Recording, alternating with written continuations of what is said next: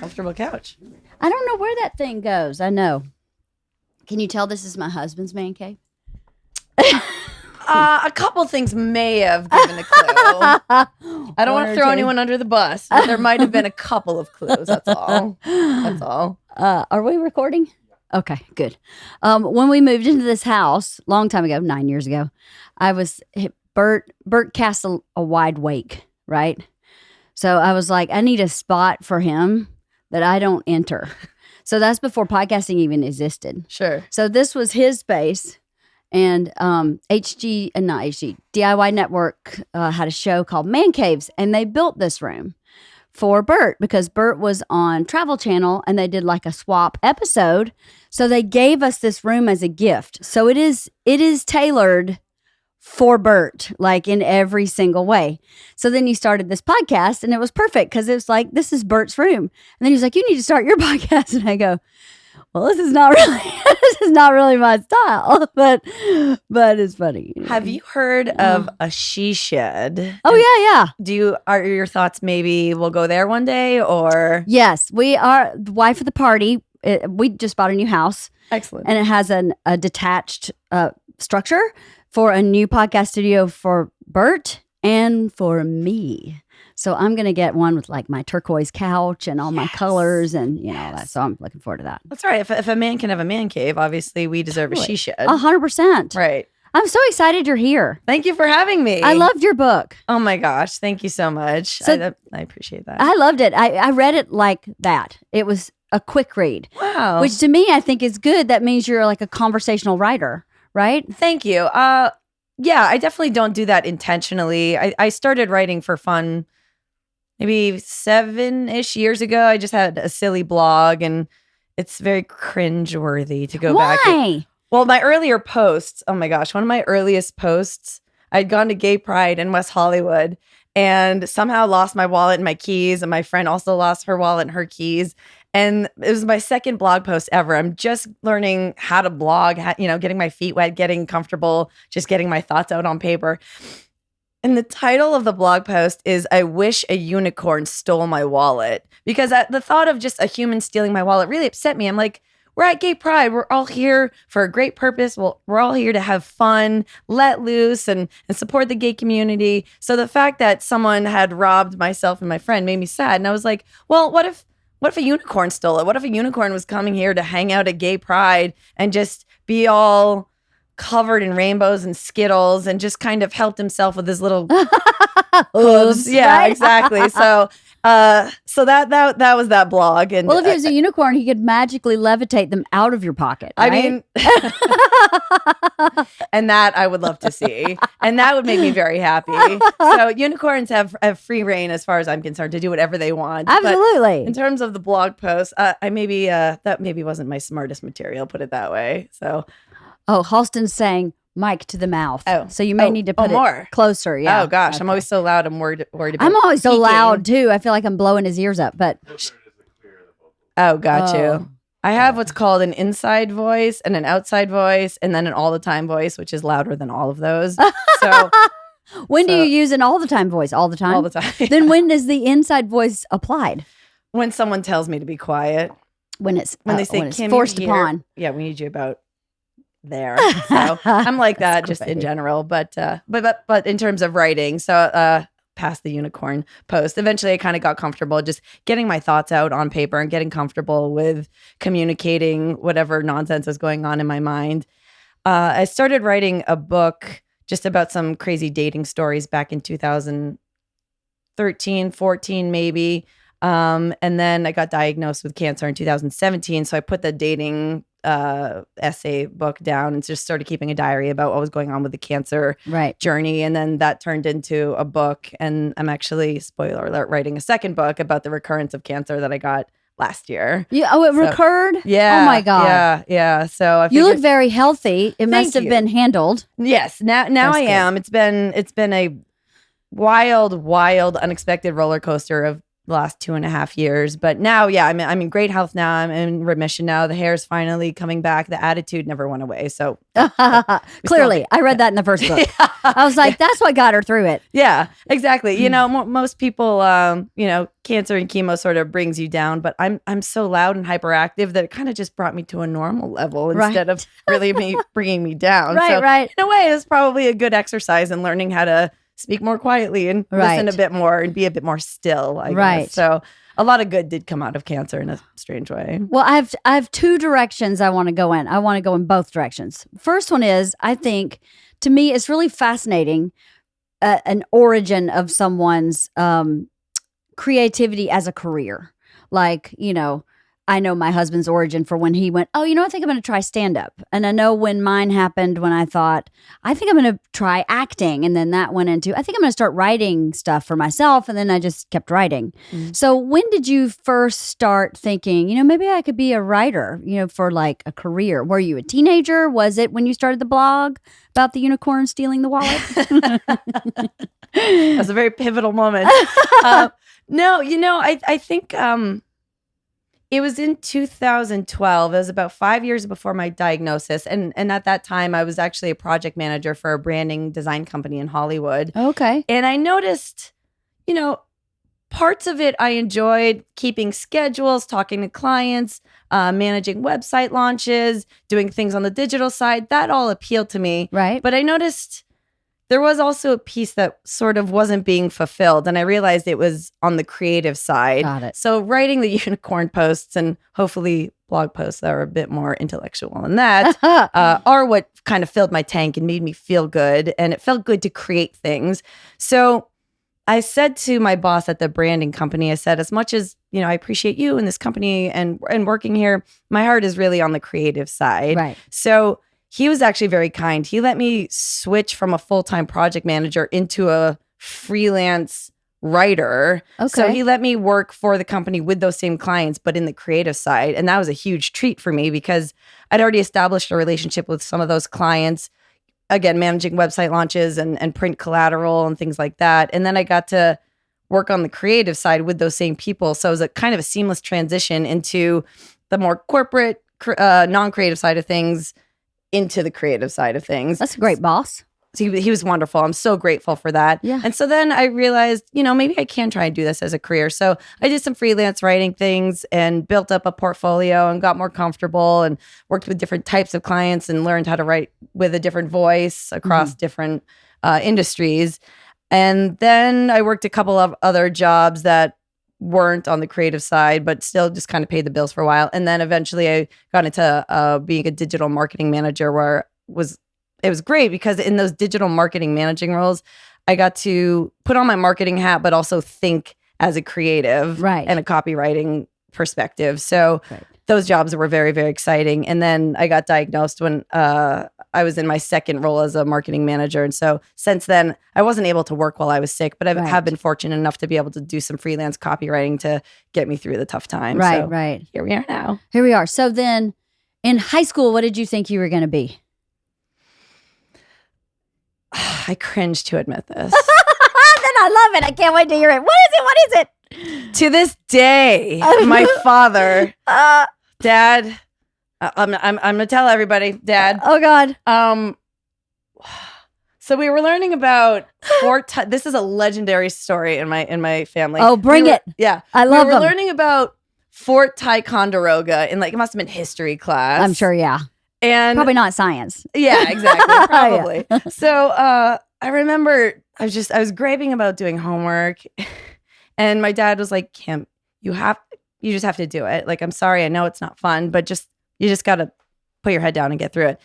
And I was like, "Dad, honestly, if I'm going to be a model, why do I have to know about Fort Ticonderoga?"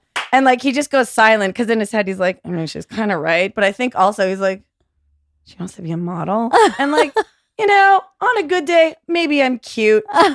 We know what models look like. Models are 10s, I know where I stand. Right? But I had big dreams. And so But that's amazing. Oh, I'm so horrified to think, literally, Dad, why do I have to know about Fort Ticonderoga if I'm going to be a model? And also, he didn't have the heart to be like, you're never going to be a model. model. So bless his heart. I still don't know about Fort Ticonderoga. Why would you? Why? Yeah. Right. I mean, I've been able to live my life pretty well without really knowing too much about it. But, having said that, kids do stay in school and do your homework and eat your broccoli. So Yes, totally. Yeah. That's brilliant. Horrified. That's so funny. Horrified. I was going to be a high school guidance counselor. Really? That was my dream. Yeah.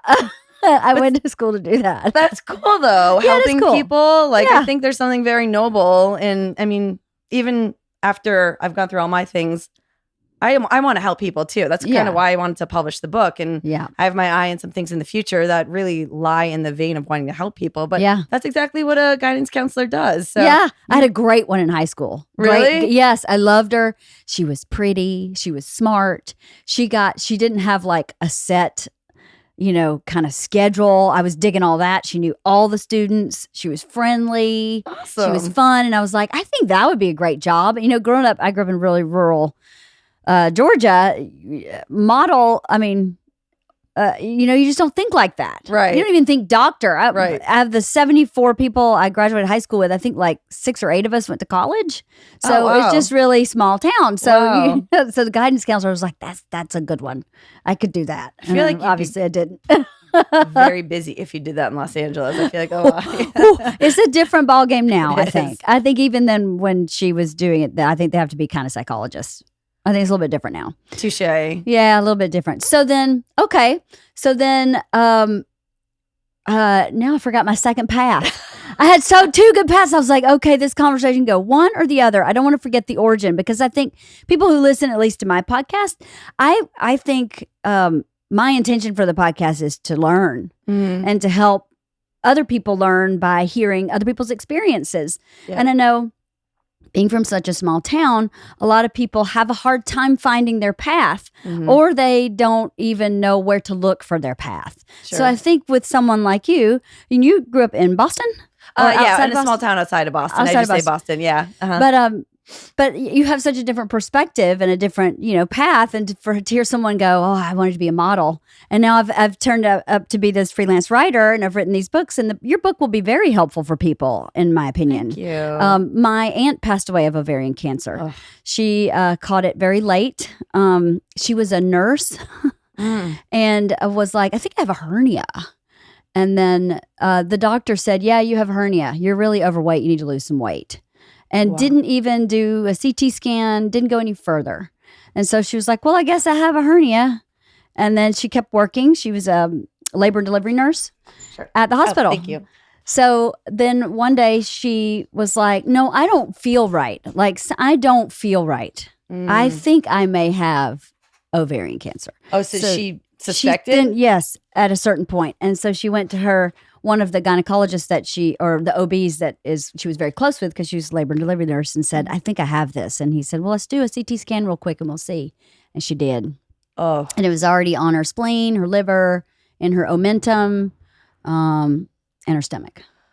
I'm so sorry to hear that. Yeah. And that's so terrifying. And it was awful. It's just brutal. There's no other way around it. And actually, some of that story sounds sort of similar to mine. By the time we caught mine, it was actually on my ovaries, on my uterus, on my spleen, and on my liver. Wow. So, and there was, I guess, some loose tumors, sort of just in my stomach area as well. So it was all over my midsection by the time we caught it as well. And that's the unfortunate thing about ovarian cancer. It's very sneaky. With breast cancer, with mammograms, it's so much easier to detect at an earlier stage. Right. But unfortunately, with ovarian cancer, I think that's why they call it the silent killer. Yeah. It's very, very sneaky. And regular just sort of checkups as women, when we go to the gynecologist, they don't detect anything. And I've been very adamant, about getting those kind of checkups every year, 6 months, or however often you're supposed to. And we had no idea until we found mine. It was at stage 3. So how did they find it again? I don't remember. I read the book, but I don't remember how they found it. Sure. So I've been having some off and on pains in my upper right abdomen for about 6 months or so. Right. But the sneaky thing was, because the pains were so inconsistent, I didn't think anything was wrong. Right. Oh, maybe I ate something. Maybe I slept weird, or I stretched it when I was doing cardio or something. You just write a lot of these symptoms off. Sure. And because it was so inconsistent, all these months go by. Now I know by that time I was already at stage 3, and those tumors that were hurting me were my liver tumors. So it had already moved all over by the time I even felt the first pain. Right. So I kind of write those pains off again for about 6 months. And then all of a sudden I looked in the mirror on my way to the shower one day and my stomach had just swelled up. I looked 7 months pregnant. Oh my. I was like, that's odd. So I took a pregnancy test. It came out negative. I was like, did I just gain a little bit of weight and I didn't notice? Right? Maybe what's going on there? And then other things started to kind of appear, which was strange. In the mornings, I used to drink a venti iced coffee on my way to work. #coffee junkie. But that week that I noticed the swelling, all of a sudden I didn't have much of an appetite. And I noticed I was just pouring out my coffee every morning. And as funny as it sounds, coffee, that is kind of what triggered the something's wrong alarm. Isn't that interesting? See, Starbucks saved my life. That's yes, exactly, right? That's really funny. Starbucks saved my life. That's funny. Free lattes for life, anyone? But in all truth, that is sort of like as much as the swelling and the pains were odd and sort of tripped something up mentally, it was really, why don't I want coffee? That was really, something's wrong if I don't want my venti iced coffees. So I talked to my parents about it and they were like, you need to go to the emergency room.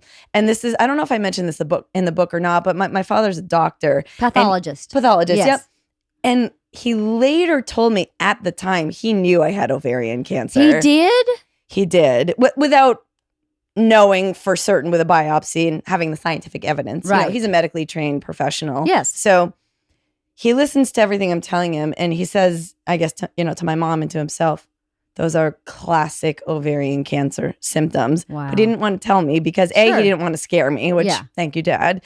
And B, you can't really make that diagnosis without knowing for sure. Yeah. But in his head, he's like, I know it. I just know it. So I go to the emergency room the next morning at Cedars-Sinai and I check in the morning. They do all these tests. And the doctor on duty said, it sounds like you may have just a gallbladder stone or a gallbladder problem because your gallbladder is also in the same spot where your liver is. So I said, fine, I'll just stop eating fried chicken and all the bad foods that may trigger a gallbladder problem. Fine. So they do all the tests, blood, x-rays, scans, ultrasounds, anything and everything. But then they say, Kim, we want to keep you overnight. And I said, well, why? You guys don't have any tests yet, right? And they're like, yeah, but you just need to put on a gown and stay up here and go upstairs to the overnight rooms. And I said, okay. So sort of like sleeping with one eye open, like, well, why are they keeping me here overnight? But I guess if nothing's wrong, they would have told, or something's wrong, they would have told me. They were making sure you didn't eat fried chicken. Yes. They were just making sure. Which, I could have used that information 12 hours prior. Thanks, guys. Right. But then the next morning, a woman wakes me up and the bomb goes off. And, as far as I remember it, in my head, it goes something along the lines of, good morning, we have the results, you have cancer. It was probably a bit softer than that, but in my mind, that was just not a lot. Boom, boom, boom. Yeah, what I heard. And I remember just staring at the wall and everything sort of just like got really fuzzy for a second because I was like, that can't be right. I have like no family history of cancer. This just didn't seem like it was just shocking. There's no way. Right. Yeah. And it was one of those moments where in like television shows or movies throughout my life, I remember watching those kind of things and seeing that moment where a doctor says you have cancer. And I remember watching the person's expression being like, what would that feel like? What would it feel like for someone to say you have cancer? Like, here's a death sentence on a plate. Yeah. There you go. And then so all in that moment, I'm like, crap, now I know what it feels like. This is so not what I envisioned. Yeah. And so everything kind of got hazy for a second and I kind of was trying to take in what she was saying, but it just nothing computed. Nothing made sense. It was just surreal and watery and thick and just weird. And she left and I was like, she gives me this news and I'm alone and then she leaves and I'm alone again and like, well now what? Am I going to die? Am I going to die in 2 months? I was 36. I'm 39 now, but I was 36 and I was like, am I going to make it to my 40th birthday? Like, oh my gosh, I've never like adopted a dog or gone skydiving or gone to Hawaii. And all of a sudden, like the list of things I hadn't done was just tick, tick, tick, tick, tick, tick. Yeah. So it was terrible. And I call my boyfriend and I call my parents and just everything was just like shrapnel, just, Yeah. just smoke. Everything shattered. Yeah, exactly. Yeah. And then later on in the afternoon, my magical oncologist, who I call my rock star cancer ninja, Dr. Andrew Lee at Cedars-Sinai. He's very handsome, by the way. There's a picture in the book. He's very handsome. I feel like that's an understatement. He's like sort of a supermodel. He walked in and I was like, Grey's Anatomy? I know, he's really, I was waiting for the picture you were talking about, and I was like, she's got to have a picture in this book somewhere. I mean, it's a picture of you in all your wigs. There's got to be this guy. He's really good looking. He, not to make things weird with him, but he... Did he send some extra blood down to the ovary area for everything, healing? I mean, everything. I was like, okay, cancer is awful, but you. Hello, sir. Hello. You'll be taking care of me? You make treatment fun? You do. You do. He puts the treat in treatment. He really does. That's He's great. scrumptious. He's lovely. So yes, he's very much eye candy. Well, we'll say that. And I have told him as a side note, I was like, and another one of my doctors, my radiologist, is also very handsome as well. So I do remember saying to Dr. Lee, my rock star cancer ninja, at some point, I was like, I mean, are we feeling like a Hunks of Cedars-Sinai calendar at some point? Right? And he was like, I doubt it. But That's so funny because my husband's cardiologist at Cedars, yep. gorgeous. Drop dead gorgeous. They should have a Hunks of Cedars-Sinai. I'm telling you, I've mentioned this to a few people there, and a few people have been like, okay, that's not like a terrible idea. It's a fantastic idea. I would buy it as a fundraiser. I would too. I'd buy the calendar. I would buy it even if the money didn't go anywhere good. Like just to adorn my walls with handsome doctors. I mean, who doesn't want that? So yes, Dr. Handsome Lee, Dr. Rockstar Cancer Ninja Handsome Andrew Lee is very, very handsome. But in addition to that, his bedside manner is unlike anything I've ever encountered. It's the worst, scariest moment of your life. I just found out I had cancer. And by the way, the woman that had come in the morning, she didn't say, and I get it, she couldn't say, I'm guessing it's this stage, I'm guessing it's this stage. No, yeah. All I hear is you have cancer, you have 2 weeks to live. Obviously, that's not what the case. you heard, not what she said. Yeah, all Right. she said is, we suspect it's cancer, or this is probably cancer. But she didn't give me a stage or a time frame, which she couldn't have. It's also terrifying, though. Sure. Like the unknown. Right. Right. And by no means do I blame her, but it was just not having that information made me run to worst case scenarios, which is you don't have very much time left. Right. So Dr. Handsome Pants comes in. Yeah. And he says very calmly, he's looking me in the eyes, and he has this voice that just washed over me like, a quiet ocean wave of soothing energy. And he says, we suspect it's cancer. We don't know for sure. But I'm going to keep you here for another night. We're going to do a biopsy tomorrow. But I promise you, Kim, no matter what this is, you're going to get through this. I'm going to get you through this, and we'll do this together. And I exhaled the most massive sigh of my entire life. I felt all the air go out of my body, and just like this dramatic moment of, I'm going to be okay, right? Oh, and wow. it just felt so wonderful. So I'll never forget that. In that moment, he just brought me from level 10 panic to maybe I'll make it out of here alive. Right. And he kept his promise. He held my hand the entire way. That's great. He's always checking in with me. And he's just, that kind of bedside manner, I think, is something you just don't learn. It's something you just have. I agree. Right? It's They're kind caretakers. Exactly. She's very different than a scientist. Exactly. Mm-hmm. And I've said this to him and other people at Cedars-Sinai many times. To him, I know for a fact I'm not a patient. Right. I'm not a number. Right. I'm not a statistic. I'm me. I'm Kim. I'm Kim Tronic. I'm a human. This is me right here. I'm not just a faceless, number or part of a study or whatever it is. Right. He really cares about me as a human. Right. So that made it a lot easier for me to handle, knowing that I was cared for in that manner. That's So great. Dr. Lee is just, I can't say enough good things about him. And you seem from the book that you had a lot of support from friends and obviously your parents and your family, Mhm. but they weren't physically here. And your boyfriend, John, it sounded like he was a rock star. I've told him since then and to this day, he is and was my rock. I got to give him credit for every chemo session I have. He actually took off of work and came to Cedars with me and sat by my side. And we watched a ton of Netflix on the iPad. And, made it as fun as possible if you can. Costumes, wigs, and iPad, and having him. And he would run to Starbucks and get me snacks. And I wouldn't have been able to get through it without him, honestly. Like you said, my family was Well, in you Boston. would have, but because you're strong. Okay. It just would have been much more difficult. Not and probably more lonely and probably scarier, but you could. Yes.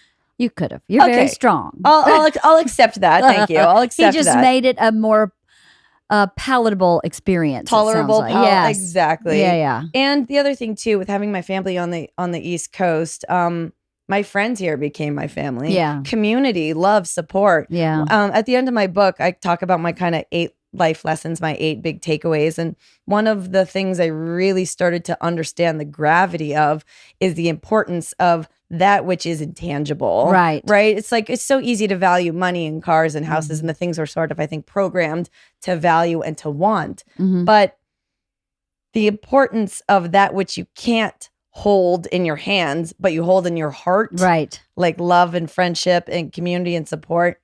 That's the crucial stuff. Absolutely. Honestly. And on those hard days where I was just sick from chemo and everyone's at work, but I had people calling me, texting me, Facebooking me. Can I come over? Can I bring you things? Can I bring you food? Which, no, I'm sick from chemo. I don't want food at all, but thank you. Basically. But the gesture matters. Yeah, exactly. Yeah. Exactly. Or people just coming over to like just do something as simple as watch television with me.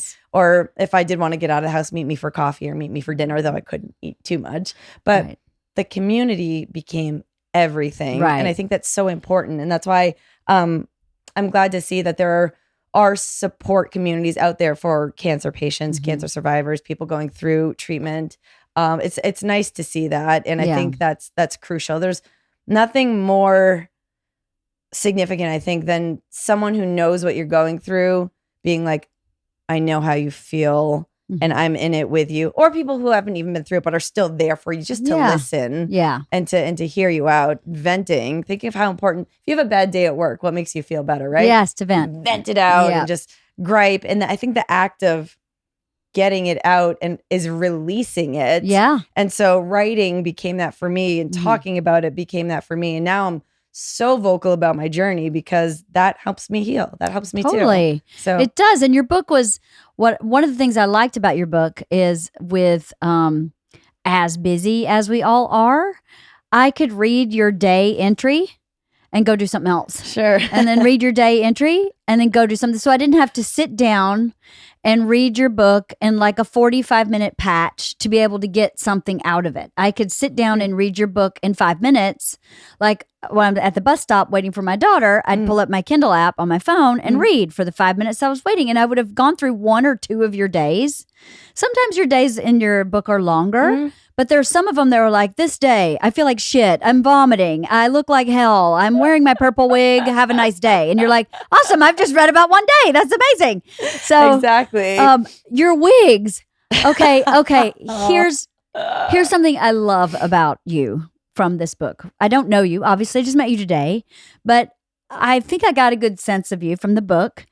I believe levity is the most healing thing on this planet for trauma, for illness, for anything, for injury. If you can find some way to make it fun and play and light, it just heals. I think it just heals everything. It does. So I think that was your intention with having all these wigs and naming them, I was like, this woman may be my soul sister because I would probably have every wig and name them too. Oh yeah. And you dressed in costume for every chemo. I loved it. Thank you. That was so amazing. Thank you. I appreciate that. It actually became a gradual thing for the first like 2 or 3 I think actually the first 2 chemos I didn't wear anything. I still had my hair and I just wore whatever was comfortable. Then, my hair was about to fall out, so we shaved my head. So I just wore wigs. Yeah. Then around the 5th or 6th chemo, I felt a little playful. So it actually started out as props. The first prop I brought, I'm trying to remember what the first one was. I think it was a martini glass. Yes. I said, why don't I bring something fun just to make the chemo bay a little more like a party. Yeah. So I'm like looking in my kitchen, what can I bring? Right now, I'm not going to bring a blender. I can't quite bring my flat screen television. What else we got? So I don't know. Yeah, I really don't know why I settled on this, but I was like, oh, I have like these pretty like frosted purple martini glasses and a cocktail shaker. Yeah. So I bring them and I was like, oh, these will make like the perfect Instagram photo. I did it for the gram. I hate saying that, but I totally did it for the gram. Yeah. So I pour some water in the martini glass and, the nurses kind of go by and they see me holding a cocktail shaker and a martini glass. I'm like, it's water, I promise. And they're like, that's cool. And so I was like, anybody want like a chemo teeny? Like, they're not fun, but they look good. So that was cool. I had a good time with that. So then I don't know if it was the next chemo session or the one after that, but I brought a pineapple and I did nothing with it. I didn't cut it up. I didn't eat it, but just like they're beautiful, yeah, right? they are. They smell good too. Sure. Even without cutting them. I love them. Yeah. Right. And I think the pineapple just signifies a good time, right? Yeah. Well, yeah, in the South, it means welcome. Perfect. Yeah. Perfect. Means welcome. Yeah. Exactly. Yeah. Welcome to my welcome, chemo. Yeah. I invite poison into my body to kill the poison that's already in my body. Right? Exactly. I definitely didn't give it that much thought, but looking back, yes. Yes. So I have this like amazing pineapple with me the whole time in my chemo bay. And again, that felt great. So I was like, maybe I should kick things up a notch. So after the pineapple incident, I had my hysterectomy, my spleenectomy. I had big surgery, so we need to take a few weeks off so I could recover. But by the time I was healthy enough to go back in for the second half of treatment, which was 9 more chemo sessions, I said, okay, pineapple, great. Martini glass, great. What else we got? So I started going to the costume shop. So my first chemo back was probably my favorite costume, which was Luau Day, which was my infamous coconut bra and a fake flower lei necklace. Yeah. And just kind of did the hula in my bay a little bit. And my favorite thing was, if you have to use a restroom, you're still hooked up to this, your IV pump, and you have to kind of roll it with you down the hallway. Mm-hmm. So I have this, bright green wig on. I have my chemo infusion pump, and I have my coconut bra yep. And flower lay on, and I'm sort of just like rolling. I could like hear in my head like the soundtrack. They see me rolling, the hating, just kind of rocking it out, going to the bathroom, and like all the nurses kind of are like, yes, that's great. That's the way you do it. That's the way I roll. Yeah. That's the way I was rolling, and it felt so sort of satisfying to see everyone else's reaction, mm-hmm. and that sort of affected my own reaction in a great way, because if they're laughing and I'm laughing. Yeah. And also there's this like quote I told my doctor, which I still stand by, is it's hard to be scared of chemo when you're wearing a coconut bra, right? Like, can you really be that terrified when you look down and you just see like coconuts on your chest? Like, no, probably not. No. Probably not. No. So it lightened the mood. Yeah. And then the costumes kept evolving from there. Yep. And every time I would go back and get new hilarious costumes. And I realized like eventually the costumes became like a suit of armor for me. Interesting. So it kind of gave me this like sense of strength. Warriorness. Yeah, that's amazing. Kind of like, a football player will throw on all the gear and sort of really get in that mindset. That's sort of what I did. I'd throw on my gear at 8 a.m. and be like, chemo day. But then I'd look in the mirror and be like, but actually I feel kind of like fabulous right now. So it just kind of kept evolving from there. After Luau Day, there was like Princess Day, Gangster Day, got like a grill. Yeah. It looked very tough. A pimp day. You had a pimp. Is that the same as gangster? It was a pimp. Oh, yeah. You had a thing that said pimp on it. I had a pimp cup. I'm not going to lie. I had a pimp cup. Almost as good as a martini glass, but pretty close. It was great. And just seeing other patients' reactions, the chemo, I think, and this was something I thought as well, like from what you see in the movies, chemo is scary, and it is. But you think about what's a chemo ward look like? A bunch of people who aren't well, who don't feel well, literally getting poison injected into their bodies. It just sounds like not a trip to the beach. Not right? happy. No. That doesn't sound happy. No. But what I discovered was it was actually a lot happier than I thought. And part of that maybe was myself wanting to bring some of the happiness. But there was also a bigger sense of happiness than I anticipated. Like all of my nurses, I would joke around with. I'm actually friends with a couple of them now. That's great. Following pretty much all of them on Instagram. I stay in touch with them. That's great. Several of them reached out and said they bought my book and sent me pictures. So I'm still in touch with it. It's a lot lighter and more positive than I anticipated. Right. And so I enjoyed trying to also bring a piece of that light to other people as well. And I remember a couple of instances. I think once was once was Devil Day. Ah, I had my pitchfork in my tail and my horns, and I remember I'd already had my hysterectomy by that point. And I was like, well, if I still had my ovaries, I'd have deviled legs, but no deviled eggs now because of my hysterectomy. But an older woman who I think was receiving treatment herself just kind of saw me, came by and stopped and chatted with me and said how much she loved my costume. I had my devil red hair, and I could see in her face and in her spirit how much that made her feel better, which Right. made me feel better. absolutely. So it kind of Yeah. became mutually beneficial. Right. It gave me strength. It made other people laugh, and sort of just took on, like I said, a life of its own. Right. And it just made sense to keep doing that. So. Well, I believe that kind of energy Mhm. is obviously not as important as the chemicals you're putting in your body, but I think it can have a large impact on how they work. Like how that's what I believe. I believe in Reiki. I believe in all the things that you were doing that were more the metaphysical, spiritual aspect of treatment. I believe all that works. Maybe not as powerfully as the medication you're putting in your body, but it does work. I believe that energy movement and your mind, body, spirit connection has everything to do with it. One thing that I wish my aunt had done, but she was, I think, stage 4 by the time they found her. So she was really, it was not great. But she got very down because she was a reader. She read voraciously, and she couldn't comprehend the short-term memory. She couldn't read books anymore, and it just shut her down. And I was like sending her Shirley Temple movies, which was, she was only 67, so she's not old, but she really loved like Shirley Temple movies, and she loved old Westerns. And I was sending her all these like, watch this, watch this, watch this, watch this. Come on, keep it up, keep it up. Yeah. And I think she tried to keep it up, but she didn't reach out for help. She wouldn't let anybody even drive her to chemo. She worked with a ward full of nurses. She wouldn't let them help her. And I wonder, maybe she wouldn't have survived, but I wonder if she would have lasted longer. Sure. It was 18 months after she was diagnosed, and it wasn't long enough for me. I needed it longer. Of course. But I wonder if she had that community you were talking about, if she would have allowed it, because she didn't allow it. Everybody wanted to help her. But I think that makes a difference in your recovery and possibly even your survival.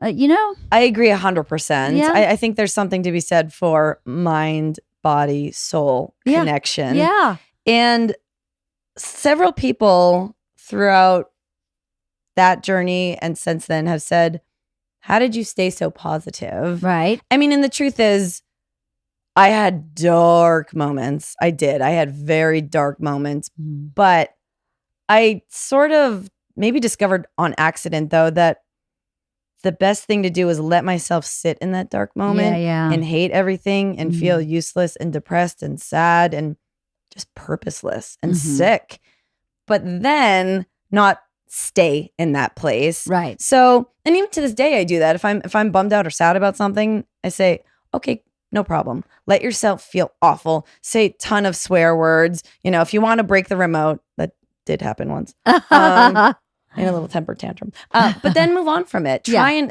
let yourself feel awful for a day or two, whatever you need. But letting that drag out can turn really dark. Yeah. So it sticks to you after a certain point. Totally. It sticks to you. So yeah, you do have to feel it. You can't deny it. You can't just act like it's not there. Right. And I think as a species, we humans try and maybe roll over it or bury it or maybe don't want to deal with it. And I get it because dealing with it is uncomfortable and it's not a good time. Sure. But I think a lot of the time we try and just roll past a lot of those dark moments and just move on. But I've learned like, okay, it's totally cool to sit in this for like a day. Do what you got to do.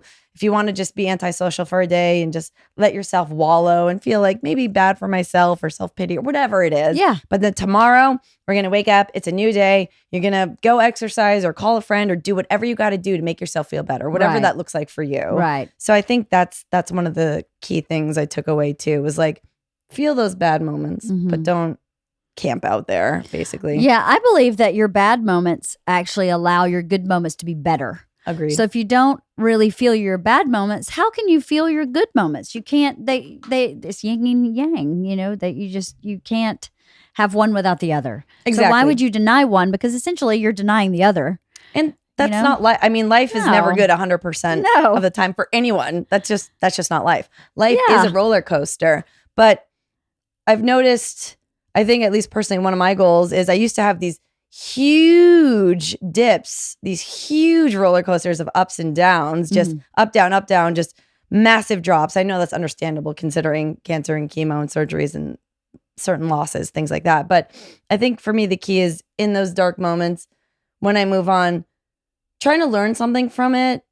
And then sometimes those dark moments and those drops don't go down as deep. So whereas it looks like a very, very, very steep roller coaster before all of this, now it kind of looks like these more gentler sways of ups and downs instead of these huge dark drops. So isn't that interesting? So one thing you took away from cancer is that maybe things they don't seem as bad post-cancer as they did pre-cancer. 100%. Same or similar scenario affects you differently. Is that what you're saying? Yeah.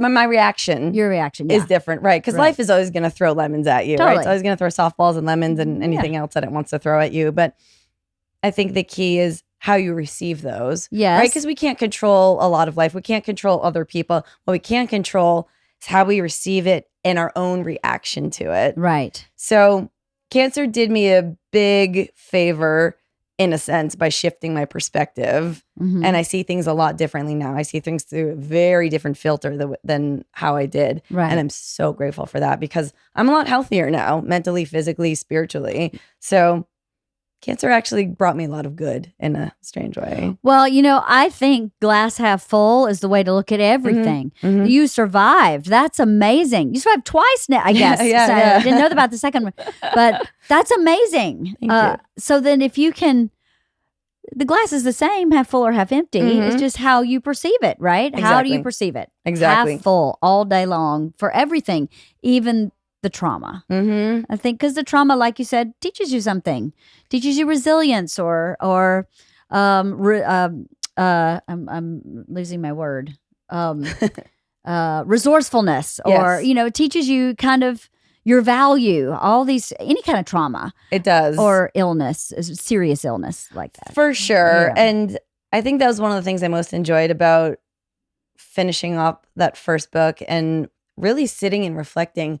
Okay, book's done. What did I learn? So I actually had a great time sitting and reflecting. What did cancer teach me? And that's where those sort of 8 life lessons at the end kind of come together. And I think it's impossible to go through something this impactful and not learn something from it. Yeah.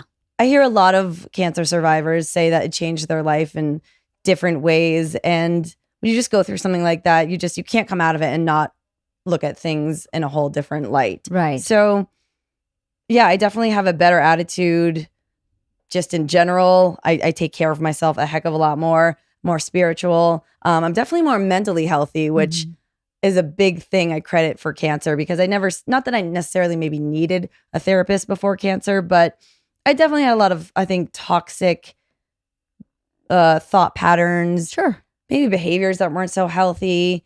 And I viewed myself and the world in a certain way. And then you go through this and it's just a whirlwind. You come out the other side. And then I didn't actually start seeing a therapist until I finished chemo. But I'm sort of picking up the pieces. I think my hair is maybe sort of starting to grow back a little bit. I still feel a bit mangled. But I said, I should probably get some help just to deal with all that anxiety. And 2 years later, I'm still in therapy. And oh, girl, preaching to the choir. Let me tell you. Oh, it's so preaching good. To the choir. It's so good. The way I feel about therapy is if you want to learn how to play golf effectively, don't you need a coach? 100%. And if your life is not optimal, obviously as much as it can be, if you're not happy in a relationship, you're not happy in your job, if you're not happy with your body image or yourself or your anger adjustments and all this stuff, why wouldn't you go and find a coach? Exactly. And that's what a therapist is to me, is just a mentor and a coach and someone who has more knowledge and experience about how the mind, body, spirit, if you get the right person, works. So it just makes sense to me.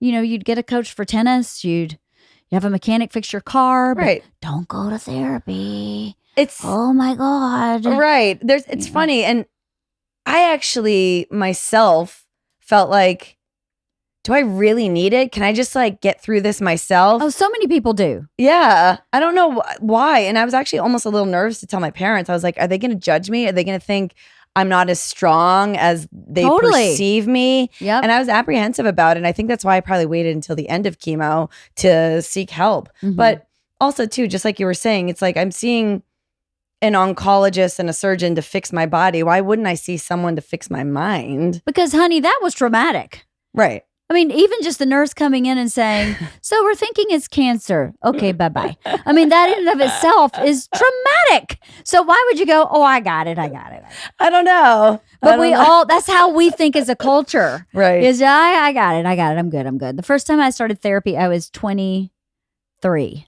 And I was the same way. Right. But I felt my life was so off in a ditch and I had no adult mentor, anybody to like grab a hold of. Mm-hmm. So I was like, I got to find somebody who's farther down this path than me, or I'm staying in this ditch.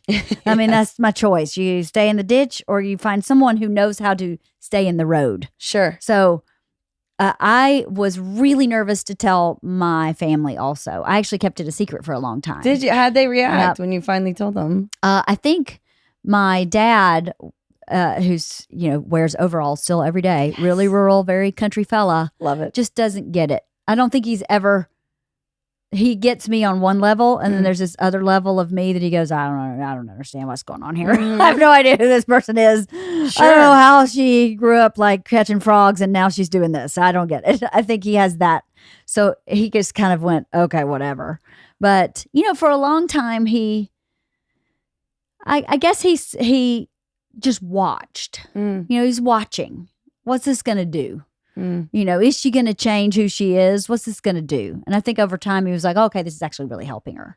Now, he would never himself go to therapy ever. Not ever. Sure. Not in 1,000,000 years would he ever go to therapy. I think I sort of had that same apprehension. My father is the most loving man. Hi, Dad. Love you. But he's a doctor. He's a scientist. Yeah. He went to medical school. He is a math, numbers, science kind of man. Fact-based. Right. So when it comes to emotions and things like mental health, I think that's just not how his brain works. Sure. So I was like, man, I kind of thought, maybe he's not going to understand this or think different of me in some way. But I quickly learned as soon as I told them, they were like, well, yeah, why'd you wait so long? Duh.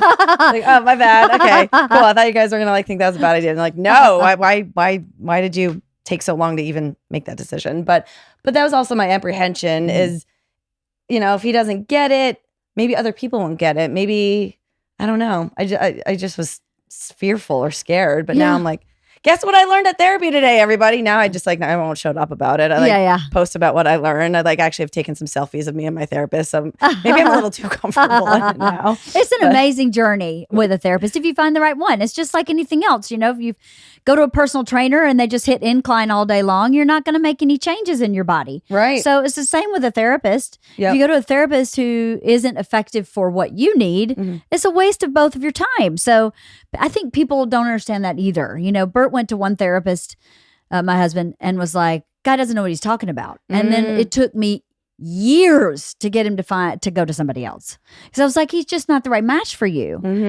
That's okay. Sure. Not everybody's friends with everybody. So it's okay. But anyway, so I want to talk to you about the more metaphysical, spiritual work that you did through this process. Sure. Were you into Reiki or crystals or any of that stuff before? Oh my gosh. The antithesis of into that really? stuff. So this is kind of beautiful. I can't wait. So I have two older brothers. Hi, Rob. Hi, Brian. Lovely, lovely people. I adore them. They are my everything. We're all very, very close. They're both very into yoga and energy and that whole scene. And for years, they'd been telling me, you should try this stuff. And I don't know what my resistance was. I just thought, that's not for me. That's fine for them, but it's just not for me. Then I was getting some bad anxiety and some panic attacks kind of throughout my 30s. And Brian, the middle, I'm the youngest. Rob is the oldest. Brian is the middle. I'm the youngest. And Brian in particular had said, you should try meditation. Mm-hmm. And again, I don't know. I was like, that's probably just not for me. So I maybe tried it a couple times and I said, I'm too in my head. It doesn't work for me. Right. Then I get this diagnosis. And obviously, I'm a disaster. I'm getting these wretched heart palpitations. Oof. My anxiety is just full force. And my heart palpitations were actually so worrisome that I told Dr. Hot Stuff, Dr. Lee, I think I'm having heart attacks.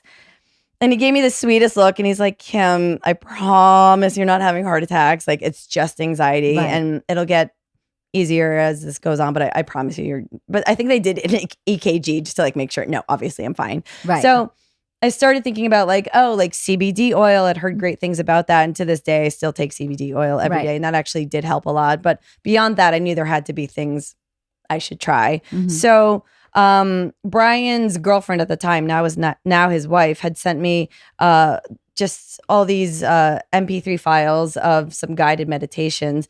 And I just went into it kind of with an open mind and an open heart. And at that point, I was thinking I'll try anything that will get me through this, that will help. And I found that it was hard for me to focus on the meditations and get into it at first. But over time, like I really started to enjoy it. Right. So I started getting into meditating every day. And then that sort of led to like, wow, there really is something to energy and the mind. And that sort of opened me up to the idea of crystals and the energy healings. I saw this amazing woman, and I think it's called Sat Nam Rasayan, which is like, I think the art of healing with inner silence. And I had no idea what to expect.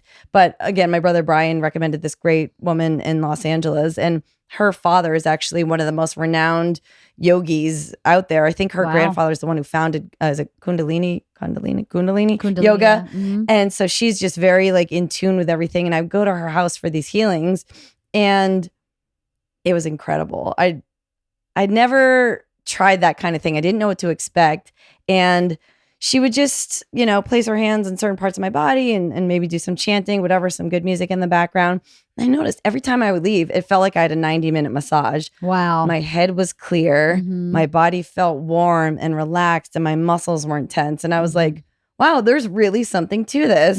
Dad, I know you don't believe this stuff, but there's really something to this. Like, yeah. I felt it physically and mentally. And I remember just driving home feeling so calm and so clear and being like, this works. Yeah. So I completely believe in that stuff. So I think going into that experience with an open mind and an open heart and willing to receive new experiences made it more effective. I think it does. I think what happens with, or at least my experience, I had some Reiki treatment when I was 20. So I had a rough childhood, right? So I think when you have a trauma or an illness like that is traumatic emotionally, that at a certain point, your need to survive overtakes your ego, your brain, your whatever it is, and you start trusting in a different way where you go, I'll take anything you put on the table. Yes. I will try. You want me to drink 7-Up 7 times a day? Let's do it.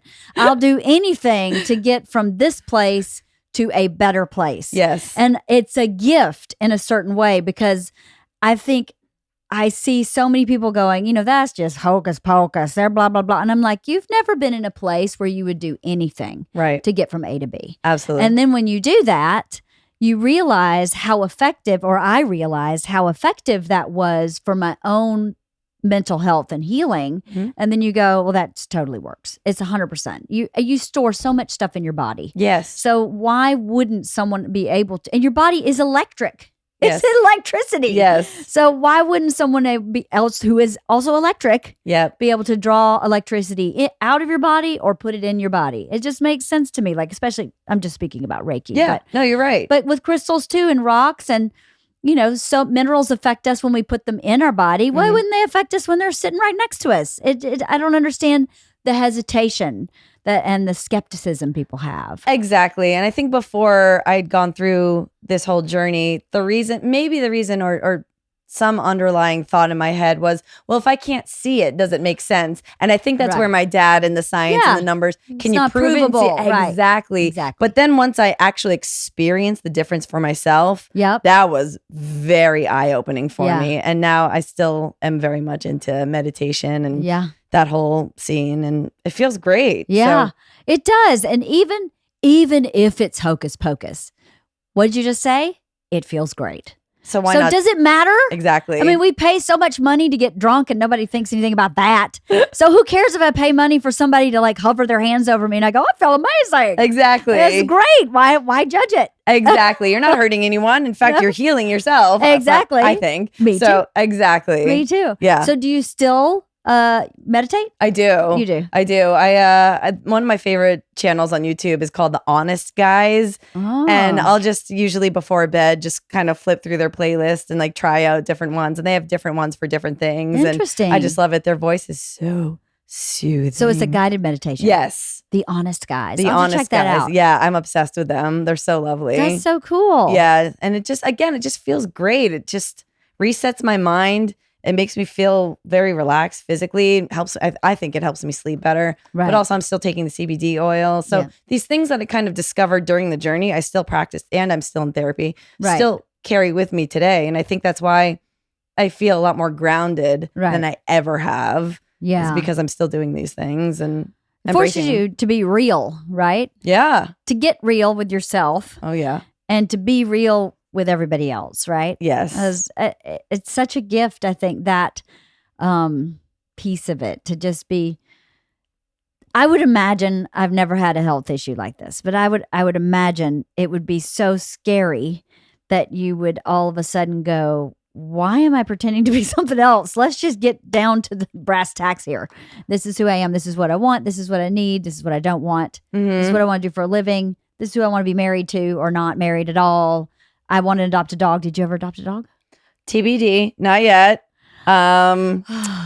Still on the list. Still very much on the list. Now, none of us know how much time we have, granted. Of course not. But yeah, in that moment, it was a very fast revolving list of that which I hadn't done. And now, I still have my list of things I want to accomplish, sure. And that looks a bit different from what it did. But I think that was an important point you made about getting real. Is before I went through this, I sort of lived in like what I call a filter of fear. I was sort of scared to go for my goals. Interesting. I was scared I've been blogging and things, but I was still scared of what people would think. I'd started writing that dating essays book I was talking about, but I still wasn't really immersing myself. I wasn't really going for it. I wasn't blogging as often as I should. I still had this very overarching fear of really delving into that which I wanted to accomplish. It was all fear-based. I was afraid of failing. I was afraid of people judging me. I was afraid of just kind of everything, really job hunting for the jobs I wanted, not the jobs I just thought I could get. Right. And then this whole thing goes on. I have a lot of these realizations, and I think everything shifted from a place of fear into a place of hope. So it did force me to get real about what I wanted and what I would do to make those goals happen. And now I have this book. Now I'm working on the second book. Right. And I'm really looking with a clear lens as far as what I want for my future. And I'm starting to really see that a lot more clearly, even in recent months and even weeks.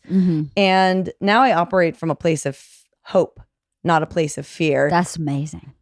Right. It's a powerful thing. Yeah. Fear and hope are both very, very powerful drivers. Yes. They can really push you to make or not make certain decisions. And if you really live, I think, through that filter of fear, you're just missing out on so much. That's right. I wouldn't have written this book. I wouldn't be writing the second book. I wouldn't be in therapy. I wouldn't try and rock this short haircut. Which is adorable. Well, thank you. I appreciate that. Chemo did something for my hair. I will say that. Did it come back the same? So much better. So much better? So much better. Oh, that's amazing. Oh my gosh. My hair was so like long and raggy before that, and it all came out, and I was sad about looking like a little alien raisin. And then the hair came in, and now I'm like, I feel like a fluffer nut. I pet myself. I love the hair. It's great. Thank you. Yeah, chemo.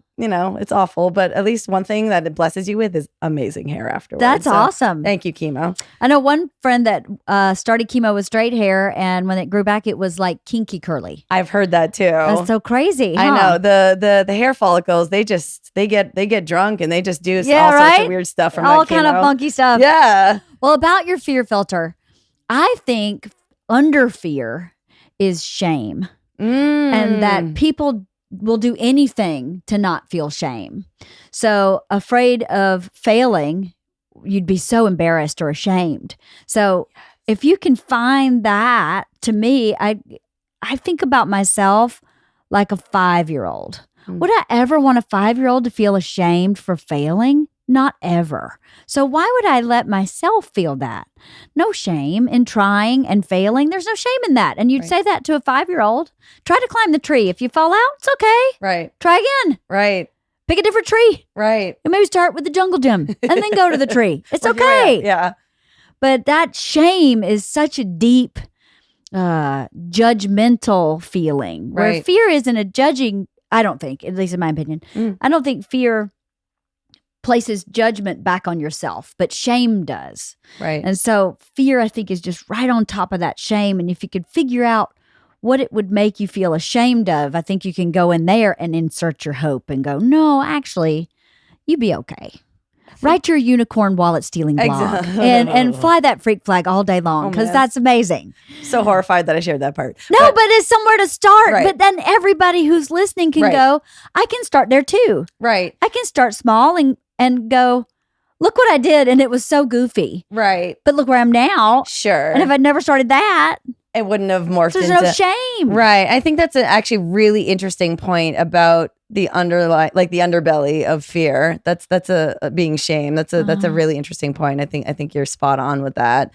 But I think if we can sort of unpack why we feel that way, how we got to feeling that way, address it, and then try and just think of it not what if I fail, what if I succeed? Right. Which is scary also. It is. What would you be ashamed of then? Right? Ooh. If you're afraid. So for me, growing up really blue collar, anybody that had money was definitely probably a bad person. They definitely didn't get it by like legitimate means. And they're definitely not going to help anybody with all this fame and fortune and whatever they perceive success to be. They're definitely going to hoard it and keep it. That's the culture I grew up in. Sure. So then why would I ever want to succeed? Right. That's such a shameful thing to be in that place and be that person who's not a nice person. So in order to get to that higher level, you definitely have done something shady. Sure. That's the culture. That's very blue collar, very Appalachia. So for a long time, I think I didn't go towards succeeding, not because I was afraid of the failing, but because, like you said, I was afraid of being judged if I did succeed. Sure. Now I've lost all my family who are still very blue collar and are like, oh, she's all uppity now that she's driving a BMW, you know? So I'm not ever buying a BMW. Right. Not ever. You know what's in my driveway? Yeah. A BMW. Yeah. So, exactly. But it took a long time for me to understand that shame is really an illusion. It's really not accurate. Right. It's really not something that I believe. Yep. So yeah, the getting to that place and figuring out, because fear is real. It is. But I don't think it's the bottom. Like anger, I think is real, but I don't think anger is the bottom either. Right. What's There's under something that? under that? Yes. It's usually pain or sadness or guilt. Yes. There's something under it. So if you find out what's under it, then you take the root out and you're done. Exactly. Address it. Yeah. At its core. Yeah. But also I love asking the questions I used to ask when I was kind of living in that fearful place. Is just inserting hope in there instead. Like that. That's a great visual. What if I succeed? Right. What if I don't write this book? What if I do write this book? Yeah. What if everyone hates this book? What if everyone loves this book? Yeah. What if no one reads it? What if everyone, right? Yeah. See how much that shifts the narrative? Yes, 100%. So what if we do that with our whole life? Yes. And you should answer those questions. What if nobody reads the book? What if nobody reads the book? Right. Then what? Do you care? Right. How much do you care? Right. Why do you care? Right. What do you do now? Right. So my therapist would I always like say, it. find the worst. Yeah. What bothers you the most? Yep. And answer those questions. Yes. So sometimes you'll find out what bothers you the most doesn't bother you as much as you think it does. Sure. Once you start saying, well, then what happens if nobody reads the book? Sure. Then why are you writing the book? Are you writing the book for millions of people to read it? Are you writing it for your own spiritual journey? Mhm. Are you writing it to help people? Right. Just helps you clarify. It does. And another thing I realized about fear is when I got diagnosed, there were 3 things I identified that I was most terrified about. Mm-hmm. 1 was shaving my head. Mm-hmm. 2 was the first chemo session. 3, I forget what third was. See, chemo brain problems. Okay, so there were 3. I can only remember 2. But maybe it was the hysterectomy.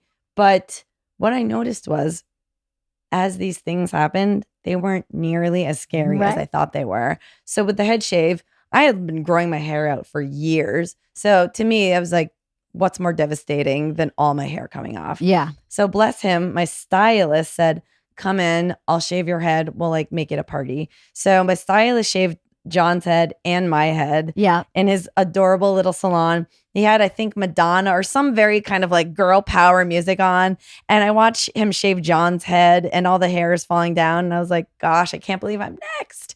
So I get in the chair and then he brings the clippers up to my head. And I was like, man, of all moments I thought I would never experience, here we are. But the music was awesome. Yeah. And we were all kind of just making light of it. And I watched my hair just flitter to the ground. And I realized, okay, like, what was I so scared of? Like, okay, yeah, my hair's falling to the ground, but I'm not dead. Right. I'm here.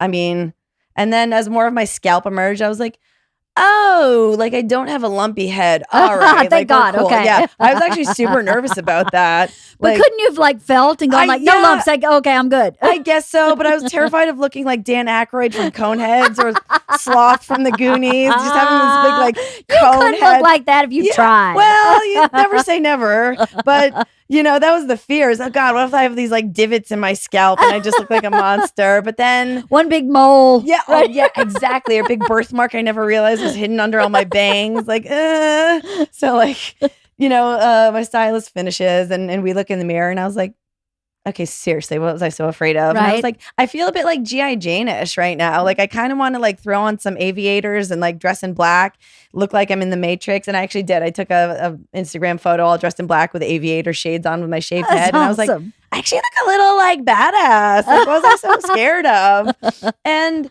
it wasn't that bad. Right. And then I get to the first day of chemo and oh my gosh, it's so embarrassing. I didn't know, you know, I never been through chemo. What are you supposed to bring? I basically packed like an overnight bag. I brought like socks and water and bananas and Cliff Bars and an iPad and books and like short of packing up my entire apartment. Yeah. So the nurses are like, you know, chemo's only a few hours, right? And I was like, I know, but I just want to like be prepared.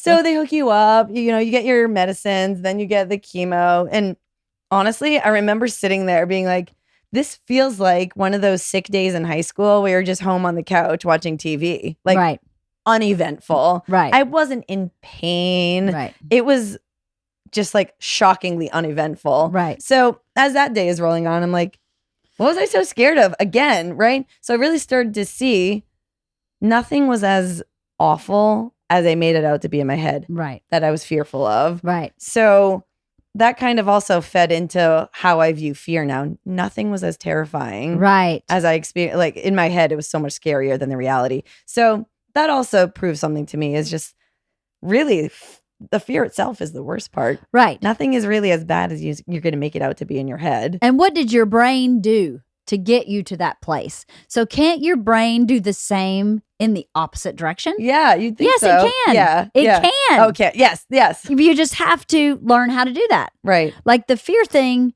I think is a survival piece that's biological, right? We're supposed to be afraid of things so that we don't get eaten by like a saber-tooth tiger. Exactly. So, but we can, I think if your brain can do that, what do we use, like 10% of our brain or something? Surely we can train our brains to do the opposite. Right. I say this to my daughter all the time.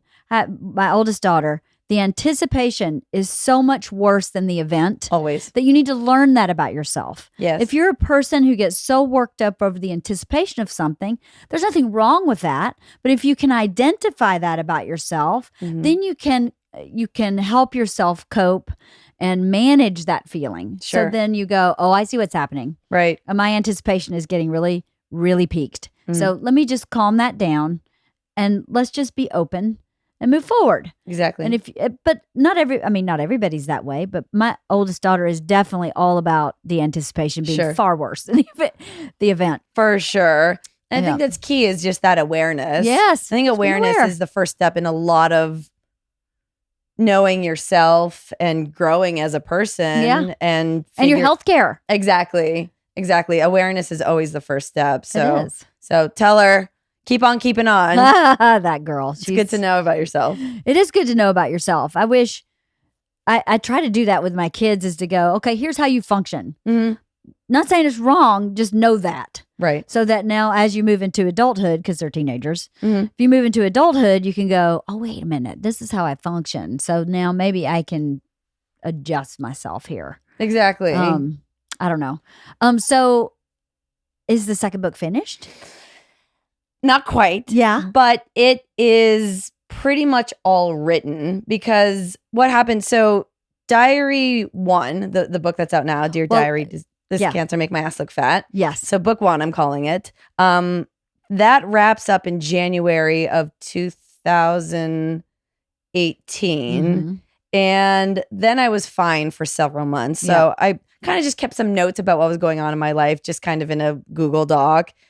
I don't know. I'm not sure why. I just kind of felt right. Just, doctor's appointment here, this, there, working this job, et cetera, et cetera. Yeah. Then, spoiler alert, my blood work started coming back very fishy in like midsummer of 2018. So this is like 6 months later?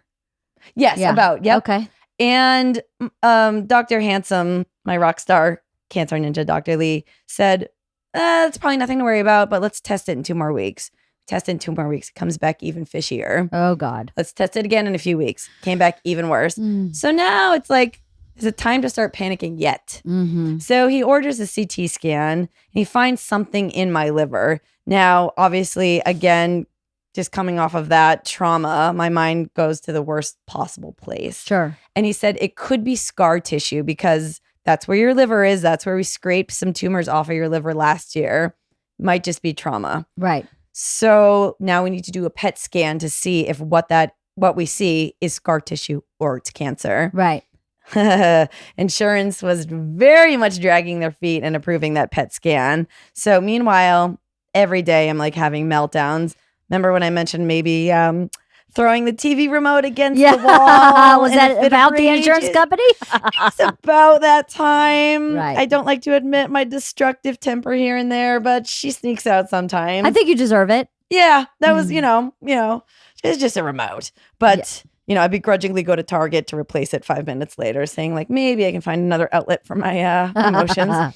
So finally, insurance approves the PET scan like weeks later. And then the PET scan shows, ding dong, it's a tumor. Oh my God. It's inside the liver. It's actually a little bit bigger than we realized. And that blood work was coming back scarier every couple of weeks. So I think it was kind of quickly growing, basically. Right. So then, we schedule a procedure, a liver surgery, and I have to go back into chemo. So the whole point of that little tangent was there was about a 6-month break in between when book 1 ends and I pick up book 2. Got it. So book 2 essentially is written because it's a diary in real time as it was happening. But I just need to kind of go back and clean up the conclusion. What did I learn this time around? Right. After going through it the first time, did I learn anything new this time? Right. Are there lessons that I learned from the first journey that I applied to the second journey? Right. So that's kind of where I am now, is really That's interesting. thinking things over and going through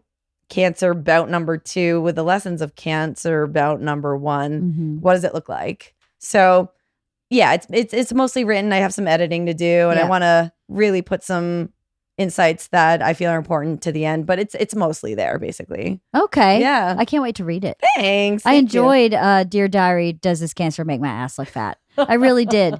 I flew through it. And, I'm a reader, but for people who aren't readers, which I don't understand how people aren't readers, but I am married to someone who is not a reader, and I have one daughter who is not a reader.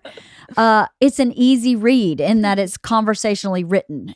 And like I said before, you can read it in small chunks if you choose to. Thank you. You don't have to sit down and read, a 50-page chapter. You can sit down and read for 5 minutes and then pick it back up. So Thank you. it's that part of it is really great. And I think for people going through cancer, or this is what I really think, for people who has a friend or a family member or a spouse or a child that's going through cancer, to read it, to get their perspective, because I've never had I've delivered 2 babies. That's the only time I've ever been in the hospital. Wow.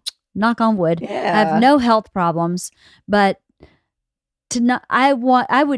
if we had been friends, I would want to understand what you were going through as much as I could, so I could anticipate how to help you. Sure. Or when not to help you.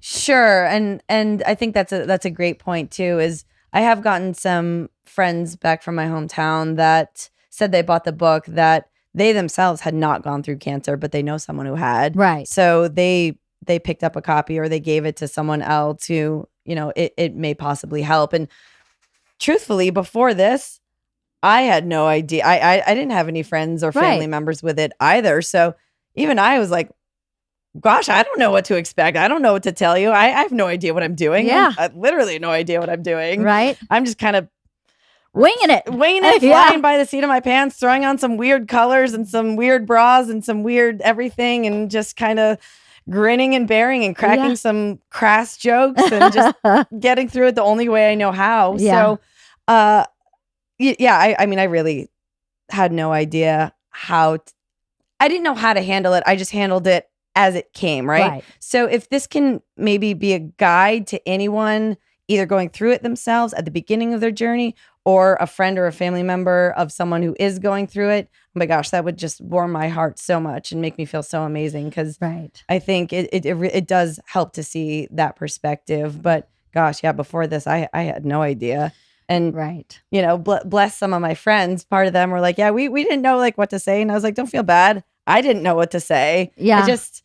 That's the way it is, I think. And, it is a scary journey, and it is a scary disease, and I'm so fortunate that dog sneeze, sorry. Dog sneeze in the background, sorry. Fantastic. Bless you, puppy. Sorry. No, that's adorable. Not on a podcast and not in the middle of the night. It's not adorable.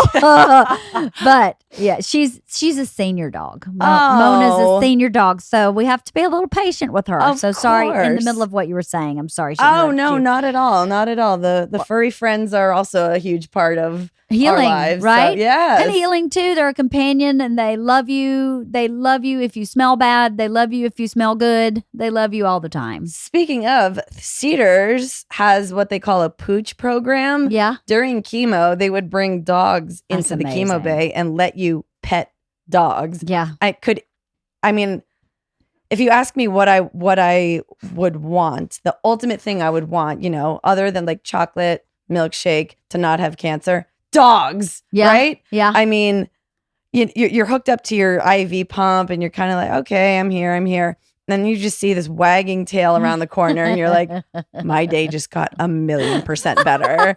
And that's actually one of the things that I thought about maybe doing down the line, because I do want to give back and get involved somehow, which still trying to figure what that looks like for the future. But one of the things I kind of had on my radar was, as I said, remember adopting a rescue dog, and then signing up to be a dog volunteer, because I know how much that brightened my day. Why wouldn't I go do that now for other people? Yeah. So they had all kinds of dogs. There was one huge dog, I remember, that I was just like, don't leave. Can you stay for the next 5 hours while my infusion finishes up? But obviously they have to go see other people. But what an amazing thing to do. Yeah. What's better than a big floofy animal to love and to pet in a not so fun moment? Yeah. Oh.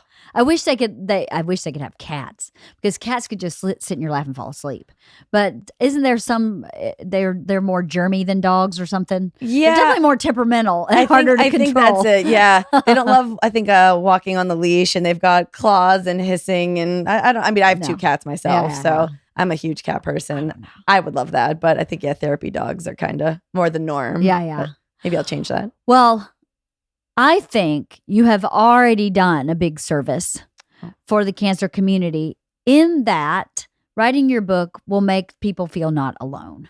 And I think when people feel alone in any kind of adversity, it makes it more difficult. Mm-hmm. So just sharing your story and giving it to the world has helped the world. Not that you shouldn't do anything else, but I think you should feel, or my opinion, you should feel like you've already given back to cancer patients because that it is really, I think so many people feel alone, especially today, more so than in past generations. I think people feel very alone. And to have a book or an audio book that you can listen to or go, okay, she knows exactly what I'm going through is really powerful. Sure. Thank you. That's nice. Thank you for saying that.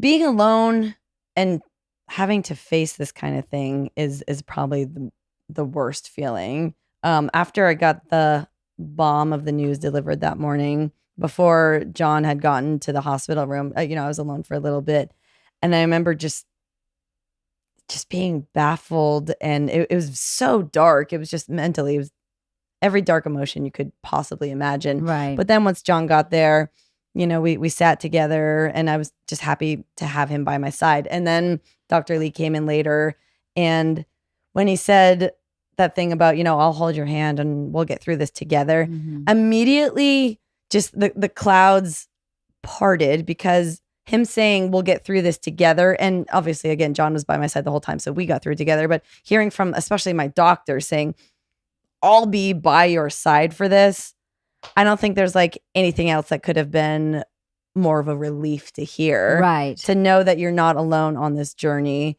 People will help you through it. You'll get through it. Camaraderie and community, as we talked about, is just such a important part of being able to weather the storm, I think, and put on that bravery and courage to just get through your issues, basically. And community is everything. And you can apply that advice to divorce, to death of a loved one, to pneumonia, to anything, That's advice for anything. Is we should create a community and rely on it, because we are communal creatures. Yes. Biologically.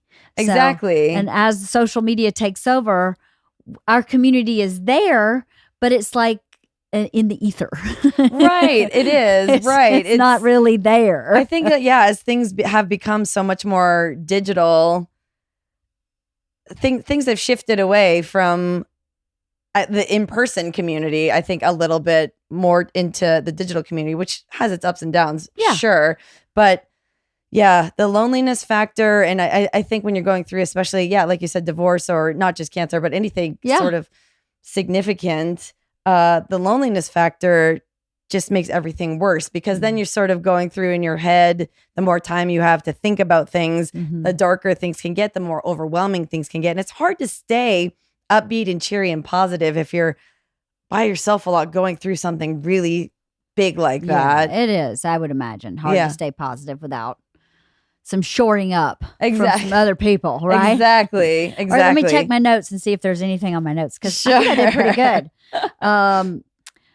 Did your taste buds change? Oh my gosh. Everything tasted like pennies. Like, no, I mean post. Because I knew in the book you were saying everything tastes like metal, and I'm just eating an ashtray. And I was like, well, did they stay that way? Please tell me they did not. Okay, things don't taste like metal anymore, for sure. Good. But I will say there are certain things I can't eat that I used to. Like, I can't look at certain foods the same way. Like what? Like I used to cook turkey burgers. I cannot look at ground turkey anymore. Even in at Ralph's, like if I'm looking at even if it's organic and whatever have you, there's something about the color of it. Because I remember trying it once when I was kind of sick, and I was like, oh my gosh, it's poison. And then egg whites too. I totally messed myself. I used to love egg whites. I can't do egg whites anymore, because there was a time also when I wasn't feeling too good. I was like, oh, I need protein. I should be healthy, blah, blah, blah. So I cook up some egg whites, and there was something about them. I think it was either maybe oil or just moisture or whatever. But as I was about to like fork it into my mouth, just like this like puddle of, again, like oil or just something ran down the plate. And I was like, oh, it's wet. And I could like never eat egg whites again. I still can't. I tried to like a few weeks ago or a month ago, and I was like, I'm done. So there are certain things I just can't look at anymore because of that. Oatmeal cookies too. Like I used to eat like from the nurse's station, which who doesn't love cookies? But yeah, Can't peanut butter crackers and oatmeal cookies. Like for a while, I was like, these are everything. And now I'm like, oh, get it away. No. So is there anything you didn't like that you like now? That's a good question. Not that I can think of, to be honest. I don't think so. No, because I pretty much like most of the things, with the exception of the egg whites and the turkey. Just that things I did, have been eliminated, nothing added. Yeah, I don't think. Well, onions are okay. I'm not super mad at onions. I used to hate onions, but I'm working my way back. But we'll see. We'll see. We'll see. We'll see. Yeah. That was the only other question I didn't already ask her. Oh, nice. I was like, I wonder if her taste buds just stayed that way. That would be terrible. Oh, that would be awful. Oh gosh, Could if you everything. imagine? Oh gosh, yeah. I remember going out one night and I was like, oh, the salmon, it very much tastes like loose change tonight. And my guests were like, well, don't know what to tell you then. I don't know what to tell you. But thankfully, yeah, Sorry all about systems that. have returned to normal for now. That's so. good. Phew. Thank goodness. Yeah. I was really worried because, That'd be tragic. that would be bad. It would Yeah. be bad, actually. That's what happened to Michael Hutchins, the lead singer of NXS. Do you know that story? I don't think I do. He got in a fight in like Germany. This guy like cold cocked him and he hit his head on a cobblestone street. And when he woke up, he had no taste buds.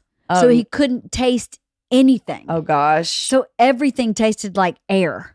Oh. And it made him massively depressed. How could it not? Because you can't taste strawberries or watermelon or chocolate or wine or a woman or anything. Oh my goodness. So he was like massively depressed from his loss of his sense of taste. That's terrible. Isn't that crazy? Yeah. See, Well, glad mine take came it for back, but granted. yeah, I know. Gosh, and these days I try to take nothing for granted. So, I bet. Today, actually, later on when I meditate, I'll probably just thank the universe for that, because now you really just can't take anything for granted. No. Yeah. So, Thank you for my taste buds. exactly. And chocolate and being able to taste chocolate. Yeah. Well, I loved your book. I thought it was great, and I hope there's a link on it link to your book for Amazon on my website. Oh, so anybody listening can go to wifeotp.com and just click the link. You can download the book on audiobook. It's on Kindle. Yes. Right? Yeah. And you can just buy the book. Right. Which is, I put it on my Kindle. Oh, That awesome. was a great read. So Thank you so much. highly recommend it. Thank you. Good luck with the next one. I can't wait to read it. Oh gosh, I appreciate that. Yeah, hopefully, I'm not really sure about the ETA on that, Yeah, but yeah. definitely, hopefully this year, I'm sure there won't be Cancer round 3, right? Universe? No, there will not. We're done. No, yeah, so you're done. No more Dear Diary No. cancer books after the second one. But, How about Dear Diary? I adopted my first dog. Does it make my ass look fat? I might go home and trademark that title immediately. So thank you for that. But obviously, I'll give you writer's credit on that. I think we found a winner there. I think we did. Because, why else have a dog if your butt doesn't look smaller? Right? Exactly, Yeah. right? At least distract. Exactly. Like a rodeo clown. Yeah. Don't look at her ass. Don't Look look over at her here, ass. yeah. Right? I love it. Well, Well, I thank was so you. glad to meet you. Thank you It was so really great much. conversation. Thank you for having me. It was an absolute pleasure. I'm so grateful. Thank you. For real. Okay. Thank you.